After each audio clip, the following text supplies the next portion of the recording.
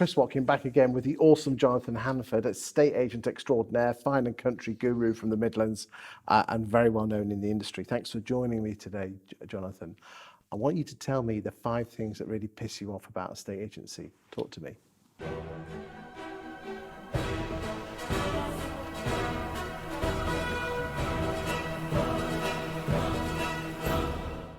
Caveat emptor, I think, is possibly one of the most frustrating things. The legal principle in which buying and selling houses is built upon, which is of course buyer beware, which means that a lot of the legal work is done after agreeing a sale.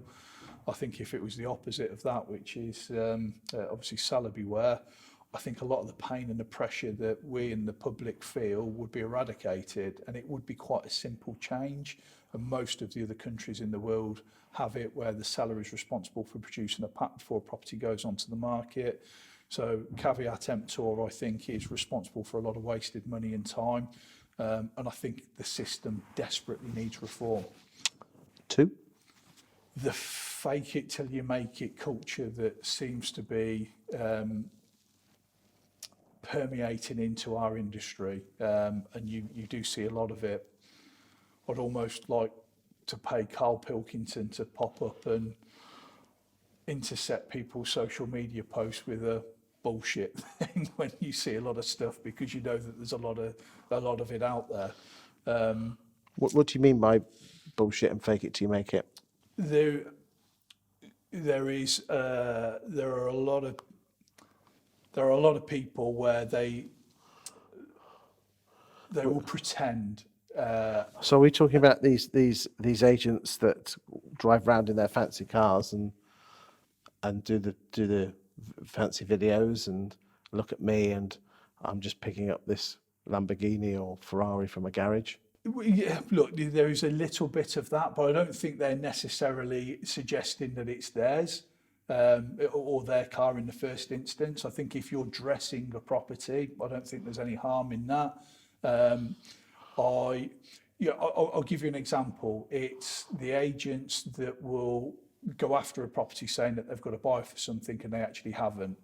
You know, that's the question of credibility. And then again, the vendor might buy into that and then they find that they haven't, and then they'll judge everyone else on those standards and just assume that all estate agents are liars. So I think that's what I mean by the fake it till you make it. So I just don't think that serves us well as an industry. I think you've got to be genuine and credible. And 2 other good examples of this are pricing strategies. You know, somebody will come in and they'll promise that they will get a certain price, or they'll put a valuation or the 2, and they will guarantee that we get you this. And then, you know, you can't substantiate that, and then you see them chipping the price 6 weeks into the process. And, you know, that is the sort of thing that's a stain on our industry. And you see quite a lot of it, unfortunately, which is a real shame. What's your 3rd one? I think the lack of licensing is a real shame and a missed opportunity for our profession. And I do call it a profession. I'll choose those words very carefully. I think we're such a significant role in people's lives, and there is so little care given to some people within the sector. I mean, anybody can start a job as an agent. They can stick their name above a door and they could be out advising people on the most important asset in their lives the next day with very little training or regard. And that's sad. It's a sad indictment of our profession, and it's something that needs to change desperately. I'm a qualified agent myself, and I'd encourage everyone to do it. But actually, I think people's hands should be forced, and there should be some minimum mandatory standards and some continued professional development in an ever-evolving industry that's constantly changing with laws and legislation. So, you know, it's something that I would welcome. And I appreciate that's not going to solve all issues, because conveyancing is a licensed industry, and that's still a shambles, which I'd completely take on board. But it will help towards professionalising it and making it more consistent for the consumer, which is the most important thing. 4? I think there is sometimes the perception that it's always the agent that's the liar and deceitful. and quite often we're a representative of either a buyer or a seller, and actually they can be the ones that can be a bit shady and move the goalposts. And unfortunately, the nature of what we do, we find ourselves in the firing line taking a bullet for either the buyer or the seller. But by reputation, it's assumed that we're the ones that are the root cause of the problem, and it's not often the case. Job that we get paid for. What's your fifth and final one? The agents that reinforce the stereotype that our industry is full of imbeciles, and I'm really proud to be an estate agent.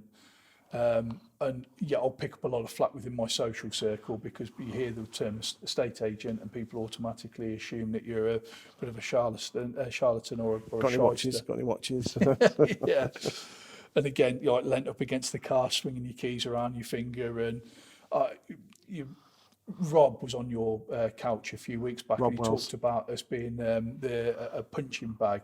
You know, and I think that it's true, and it's not fair, and it's not right. And there are a lot of instances where we pick up a lot of flack, and you know, it's people are frustrated with the process rather than the person. So it's not really fair to take it out on the person.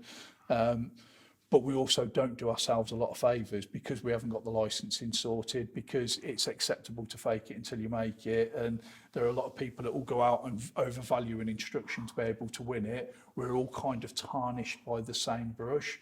So I see a vision of a future where we're all better, we're more polished, we're more professional, we do a better job, we've got the client's interests at heart before our own. And I think that we've got more focus on training, development, on our knowledge and our understanding, so that ultimately we can do a better job for the people that we're serving and the people that we're working with. And I think, you know, if we got to that stage, it'd be a better industry. It'd be better and a more well-regarded industry. And there's the Veracity Index, which is a public survey of trust in professions. And of course, nurses and doctors are very high up on it. Estate agents are right at the bottom. You know, we're down there with politicians, and that's not good to be associated with. So I think we can do a better job. I really do. I think we can pull up our sleeves and improve the industry's reputation. Thank you for your time today, Jonathan. That's quite all right.